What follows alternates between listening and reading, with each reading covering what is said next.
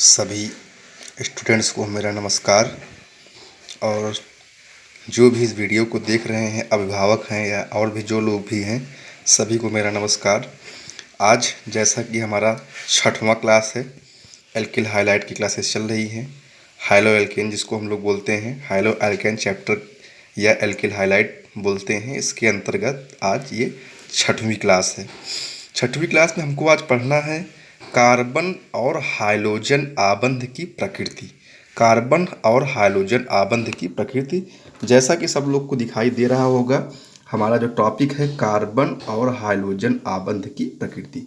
कौन कौन से प्रकार की इसकी प्रकृति होती है। तो सबसे पहले क्या है, एल्किल हाइलाइड में कार्बन और हाइड्रोजन आबंध की प्रकृति। जैसा कि हमने इसमें लिखाया हुआ है, ये हमारा क्या है, एल्किल है, ये हमारा क्या है, हाइलाइड है। तो एल्किल हाइलाइड में हाइड्रोजन परमाणु, अर्थात हाइड्रोजन परमाणु को हम लोग एक्स से डिनोट करते हैं, जिसके अंतर्गत एफ आता है, Cl आता है, Br आता है और I आता है। तो जिस कार्बन से हमारा हाइड्रोजन जुड़ा हुआ होता है, उस कार्बन का जो संकरण होता है sp3, यदि हमारा हाइड्रोजन sp3 संकरित कार्बन से जुड़ा हुआ है तो वह अगर जुड़ा हुआ होता है, जिसके कारण हाइड्रोजन परमाणु अभिक्रियाशील होते हैं।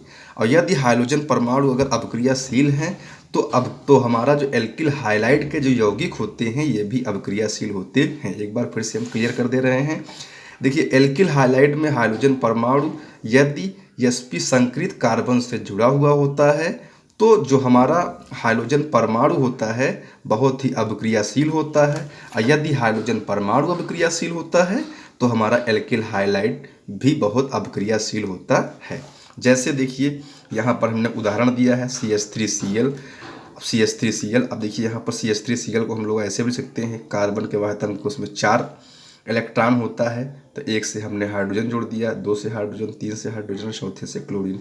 देखिए ध्यान दीजिएगा कि इस कार्बन का संकरण sp3 ही क्यों होता है।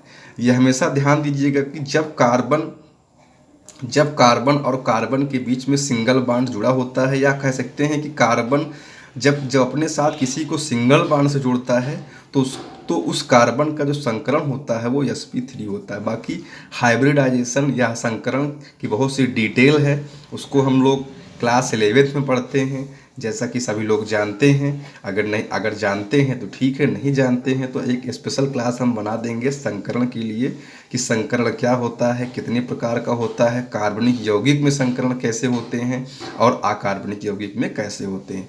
अभी हमको यहाँ पर इतनी ही बात ध्यान देनी है कि यदि एल्किल में हाइड्रोजन sp3 संकरित कार्बन से जुड़ा हुआ होता है, तो उसके अंतर्गत आने वाले जो यौगिक होते हैं बहुत अभिक्रियाशील यौगिक होते हैं। अब अगला पॉइंट आता है कि अभिक्रियाशील का मतलब क्या होता है। अभिक्रियाशील का मतलब देखिए, रिएक्शंस में होता है कि जो बहुत आसानी से अभिक्रिया कर जाए, उसको हम लोग अभिक्रियाशील कहते हैं। और आसानी से अभिक्रिया तभी कर पाएगा जब एल्किल हाइलाइड में हाइड्रोजन आसानी से निकल पाएगा। और हाइड्रोजन आसानी से तभी निकल सकता है जब हाइड्रोजन अभिक्रियाशील होगा तब। अगर हाइड्रोजन अभिक्रियाशील होता है तो यौगिक भी अभिक्रियाशील होता है। अब आगे पॉइंट देखिए, एल्किल हाइलाइड नाभिकीय प्रतिस्थापन अभिक्रिया करते हैं। इसको इम्पोर्टेंट लगा लीजिएगा। कई बार पूछा गया है कि एल्किल हाइलाइड की मुख्य अभिक्रियाएं कौन सी होती हैं। तो एल्किल हाइलाइड की जो मुख्य अभिक्रिया होती है, नाभिकीय प्रतिस्थापन अभिक्रिया होती है। अब देखिए, नाभिकीय प्रतिस्थापन अभिक्रिया क्या है, जिसके कारण नाभिकीय प्रतिस्थापन अभिक्रिया करती है जिसके कारण एल्किल हाइलाइड का हाइड्रोजन किसी भी नाभिकीय स्नेही के द्वारा प्रतिस्थापित हो जाता है। प्रतिस्थापित का मतलब क्या है कि वह अपने स्थान से निकल जाता है और उसके स्थान पर कोई और आकर के जुड़ जाता है, तो उसको हम लोग प्रतिस्थापित कहते हैं। अब हमको अगला पॉइंट ये ध्यान देखना है कि नाभिकीय स्नेही क्या है। नाभिकीय स्नेही देखिए क्या है। नाभिकीय स्नेही में हम लोग देखेंगे, यह एक अभिकर्मक अणु है। अभिकर्मक अणु का मतलब क्या होता है, जो भी अभिक्रिया से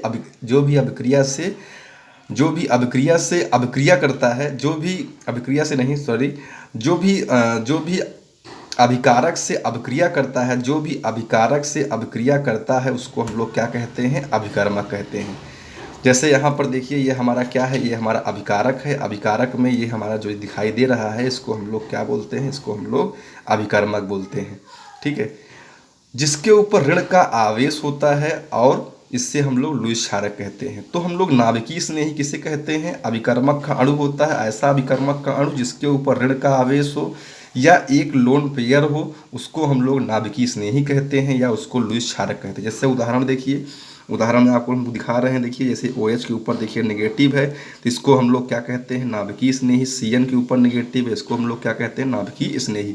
अब देखिए नाभिकीय स्नेही भी बहुत से प्रकार का होता है, तो इसको पढ़ने के लिए आपको क्लास 11th में जाना पड़ेगा, क्योंकि यहाँ पर सभी शब्दों के डिटेल को नहीं समझाया जा सकता है। तो नाभिकीय स्नेही भी बहुत से प्रकार के होते हैं, हमको यहाँ पे समझना है नाभिकीय स्नेही, वो हमने आपको बता दिया है। अब देखिए यहाँ पर ये हमारा एल्किल है, यहाँ से हाइड्रोजन जुड़ा हुआ है तो एल्किल हाइलाइड। यहाँ पर कोई नाभिकीय स्नेही अभिक्रिया कर रहा है तो ये एल्किल हाइलाइड प्रतिस्थापित नाभिकीय स्नेही अभिक्रिया कर रहा है। देखिए यह अपने स्थान को छोड़ रहा है और देखिए इसके स्थान पर जाकर के जुड़ रहा है। जब अपने स्थान से छोड़कर दूसरे स्थान पर पहुंच जाता है और दूसरा अपना स्थान छोड़ करके फिर से पुनः अपने दूसरे उसके स्थान पर, देखिए ये देखिए इसके स्थान पर आ रहा है और ये देखिए इसके स्थान पर है। स्थान में परिवर्तन होना ही क्या होता है, प्रतिस्थापन अभिक्रिया होता है। जैसे यहाँ पर उदाहरण देखिए CH3Br, ये हमारा क्या है, ये हमारा है मेथिल ब्रोमाइड। मेथिल ब्रोमाइड की अभिक्रिया देखिए यहाँ पर हम एक नाभिकीय स्नेही से करवा रहे हैं। देखिए यहाँ पर ये OH नेगेटिव है, ये देखिए अपना स्थान छोड़ रहा है, इसके स्थान पर जा रहा है और ये अपना स्थान छोड़ करके इसके स्थान पर आ जा रहा है, जो कि आप प्रोडक्ट में यहाँ पर देख रहे हैं। ध्यान दीजिएगा, अभिक्रिया में जो एरो के पहले लिखा होता है उसको हम लोग अभिकारक कहते हैं, जो बाद में लिखा होता है उसको उत्पादक कहते हैं। अभिकारक में जिसके साथ अभिक्रिया होती है उसको हम लोग अभिकर्मक कहते हैं। ये सब छोटे छोटे पॉइंट हैं, इसको आप अच्छे से ध्यान दीजिएगा। अब अगला हमारा आता है एल्किनिल हाइलाइड। एल्किनिल हाइलाइड एक अलग प्रकार के हाइलाइड होता है। यह ऐसा हाइलाइड होता है, हम कह सकते हैं कि जिसमें हाइड्रोजन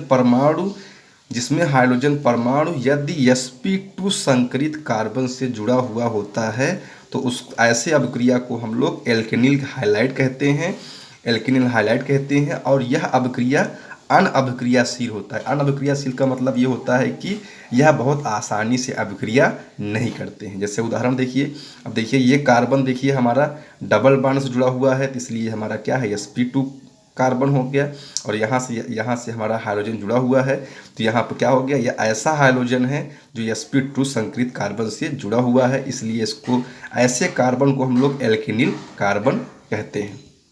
देखिए ध्यान दीजिएगा, 3 पॉइंट हम आपको बता दे रहे हैं ऑर्गेनिक केमिस्ट्री में संकरण से रिलेटेड। देखिए जब कार्बन और कार्बन के बीच में सिंगल बॉन्ड लगा होगा तो उसको हम लोग क्या कहते हैं, देखिए यहाँ पर हम बता दे रहे हैं, जब कार्बन और कार्बन सिंगल बॉन्ड से जुड़ा होगा तो इसका जो संकरण होगा sp3 होगा।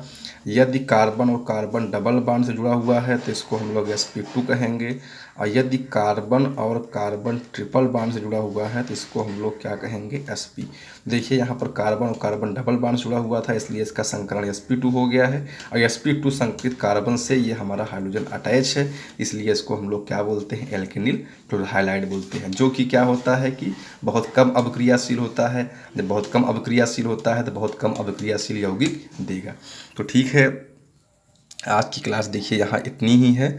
इसके आगे आज ही हम नेक्स्ट क्लास स्टार्ट करेंगे। बहुत बहुत बहुत ज़्यादा इम्पॉर्टेंट क्लास है। हम बता दे रहे हैं यूपी बोर्ड से वहाँ पर क्वेश्चन हर साल आता है। इस साल भी कम से कम 3 क्वेश्चन आया था।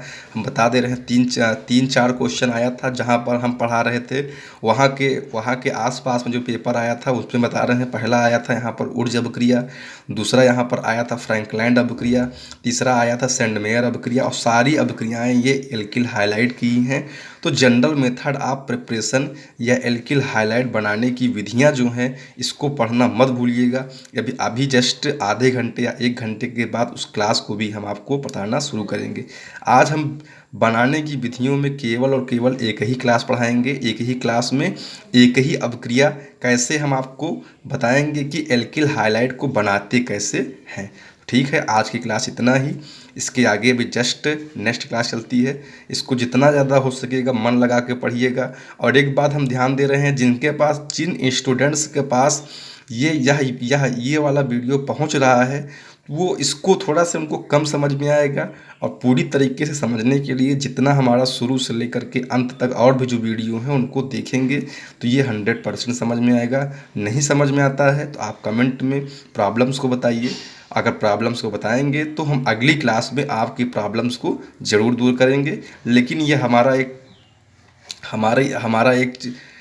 ये गारंटी हम लेते हैं कि हम आपको ऑर्गेनिक केमिस्ट्री सिखा के ही मानेंगे।